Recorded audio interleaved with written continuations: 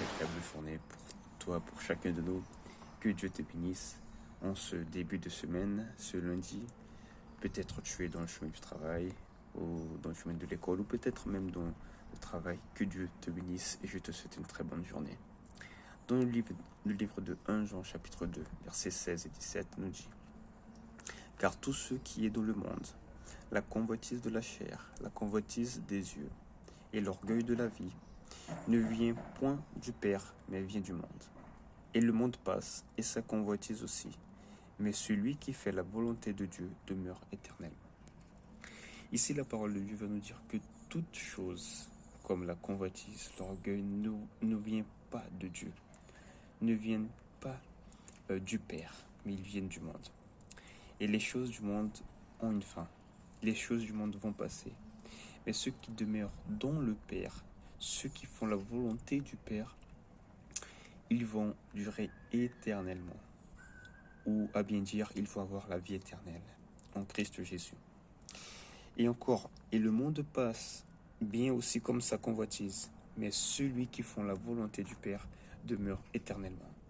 Dans le livre d'Ecclésiaste, chapitre 1, à partir du verset 1er, nous parle de la vanité. Que la vanité, c'est quelque chose aussi qui passe.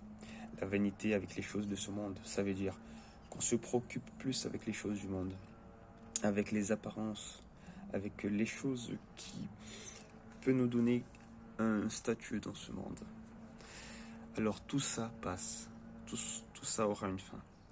Mais celui qui est dans le Seigneur, il durera éternellement. Ça ne sert à rien de courir après les choses de ce monde. Après la vanité de ce monde, de vouloir être meilleur que les autres, de vouloir avoir quelque chose dans ce monde, une gloire terrenne, parce que toute chose de ce monde aura une fin. Mais celui qui fait la volonté de Dieu, celui qui vit pour le Seigneur, il a une récompense à la fin de sa vie.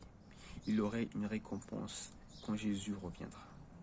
Alors la parole de Dieu nous dit aujourd'hui: ne cours pas derrière la convoitise, derrière la vanité, les choses de ce monde qui ne servent à rien, qui viennent de la chair et pas du Seigneur.